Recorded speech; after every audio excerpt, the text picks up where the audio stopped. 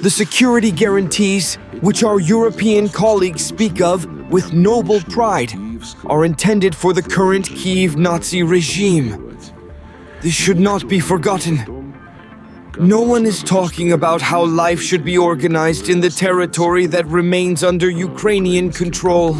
US security guarantees for Ukraine are at risk of collapse during the World Economic Forum in Davos. According to Euronews, the talks could be derailed by actions from the Kremlin.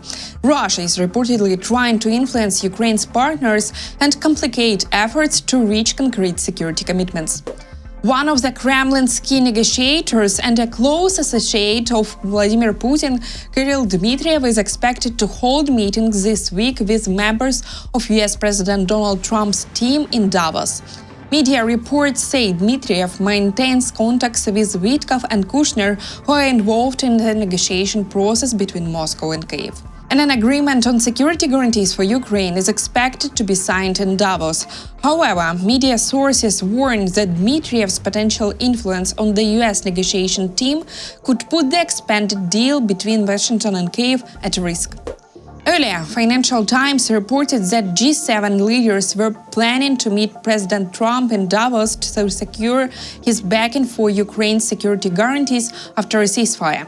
According to the paper, European allies are concerned about the level of Trump's personal support for Ukraine, citing a number of pro-Russian remarks he made over the past year. Last week, President of Ukraine Volodymyr Zelenskyy did not rule out the possibility of signing an $800 billion prosperity package with the United States for Ukraine during this week's Davos Forum. However, a meeting between Donald Trump and Volodymyr Zelenskyy has not been scheduled. The Ukrainian president cancelled his trip to Switzerland at last moment due to intense Russian strikes on critical infrastructure. I am choosing Ukraine in this case, not the Economic Forum. But everything can change at any moment. For me and for Ukrainians, it is very important to end this war. And the Plan for Prosperity and Security Guarantees are two very important documents. I am grateful to the American-Ukrainian teams for working together. The last mile remains to finalize these documents. If the documents are ready, we will have a meeting and a trip. If there are energy packages, or even a meeting and a decision on additional air defense systems, I will certainly go.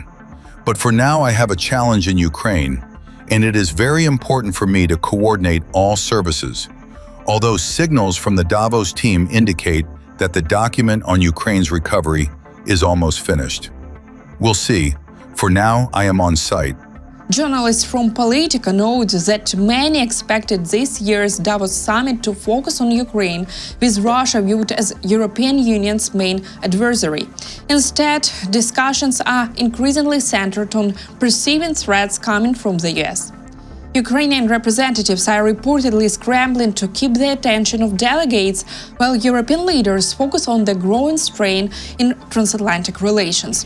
Rather than a familiar setting for economic dialogue and deal-making, the forum has been shaken by a transatlantic crisis that analysts warn could undermine NATO and the Western security order established after World War II. According to Axios, participants in Davos have been advised to prepare for insults and harsh rhetoric from Donald Trump. US President Donald Trump is expected to use his speech at the World Economic Forum in Davos to criticize global leaders sharply. This was disclosed to the media by a senior US official speaking on conditions of anonymity. In the same way that he went to the UN and said, "You people charge a lot of dues, occupy a bunch of real estate, really don't do anything." He's going to probably say that about some subset of those at Davos. He feels he's settled all these conflicts. And yes, some of them are backsliding, without the UN, without any real help from them. Meanwhile, Ukraine's delegation at the World Economic Forum will focus on three key priorities: energy support, strengthening defense capabilities, and efforts to end the war. The plan was outlined by Ukraine's Foreign Minister Andriy Sybiha. He said the immediate priority will be securing support for Ukraine's energy sector amid daily Russian attacks. Sofia also recalled his call for international partners to organize fundraising initiatives for Ukraine, noting that partners will receive a clear list of the country's needs. The second focus will be boosting Ukraine's defense capabilities, including the supply of air defense systems and additional weapons. The third priority, according to the minister, will be peace efforts. Ukraine seeks peace. Ukraine wants to end this war in order to achieve a just and lasting peace. Our resilience is not a justification for this war to continue. We have indeed made progress with our American friends and partners. We are consolidating global efforts, the efforts of world diplomacy. And it is especially important now as we are going through a period of geopolitical turbulence. It is very important that Ukraine remains in focus. The World Economic Forum in Davos runs from January 19th through January 23rd. One of the key moments of the summit is expected to be a speech by US President Donald Trump this Wednesday. Meanwhile, Russia continues to openly demonstrate its unwillingness to end the war against Ukraine. Russian Foreign Minister Sergei Lavrov addressed journalists, repeating what has become a familiar Kremlin narrative. Once again, Lavrov accused Western countries of preparing for war against Russia and claimed that the main goal of European leaders is Moscow's strategic defeat. Commenting on the proposals currently on the table to end the war, Lavrov said they are unacceptable for Moscow. According to him, Russia will not support any agreements that preserve Ukraine's current government or allow the country to restore its military potential. We see how literally hysterically Europe and Zelenskyy are trying to sway the US from this position, trying again to impose their own concepts on the US, including, above all, a 60-day or even perpetual ceasefire. It is clear that the Ukrainian side is in a very difficult situation on the front line, and even off the front line, in politics and political life in Kyiv. Corruption scandals have overshadowed many other processes. But to once again rearm the Kyiv regime and give it the opportunity to catch its breath and strike again at the Russian Federation as an instrument of the frenzied Western Europeans is a luxury we simply cannot afford. Moreover, the Russian diplomat claimed that the United States is urgently ready to help eliminate what Moscow calls the root causes of the conflict. It is worth recalling that in Russia's interpretation and translated from Kremlin rhetoric into plain language, this means the destruction of Ukraine as an independent state.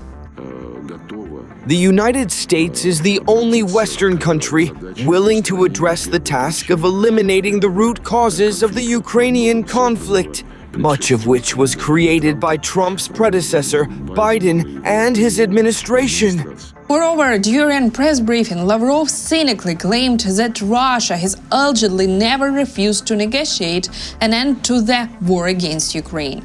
This statement sounds especially cynical after nighttime attacks across Ukrainian region in the middle of a freezing winter, leaving thousands without power or heat.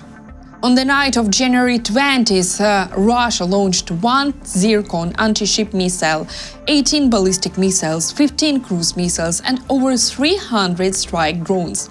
Cities and regions hit included Kyiv, Odessa, Zaporizhia, Rivne, Cherkasy, Vinnytsia, and surrounding areas. Ukrainian attacks are already impacting Russia's energy sector. Oil supplies to Russia refineries in 2025 have dropped to a 15-year low.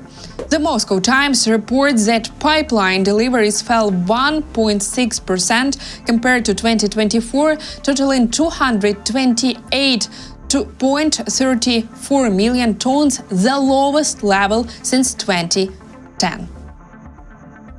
Throughput declined from August to November, when Ukraine was actively striking refineries with drones, and the facilities were undergoing unscheduled maintenance, the publication states. Thus, during these 4 months, the plants received 85.9 million tons of oil, compared to 90 million tons during the same period in 2024. The highest impact was on Rosneft facilities. In 2025, deliveries dropped 7.8% to 70 million tons, while supplies to the Ryazan refinery fell 34% to 8 million tons. Overall, oil processing in Russia decreased by 1.7% to 262 million tons. The Kremlin extended the gasoline export ban for the third time, initially imposed in late July last year, worsening fuel shortages and record high prices across dozens of regions. According to the Ukrainian armed forces, over 140 attacks on Russian refineries and fuel depots were carried out in 2025, a 51% increase compared to last year.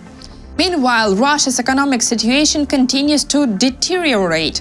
The federal budget deficit reached 5.64 trillion rubles in 2025, a record level and 1.6 times higher than in 2024. Oil and gas revenues collapsed by 24% as Urals crude fell below $40 per barrel, far below than $70 per barrel expected in the budget. Non-oil revenues grew 13%, but were still insufficient to cover planned expenditures, even with the increased taxes and excess duties. That's it for today. Thank you for watching, and don't forget to subscribe to our channel and leave your comments.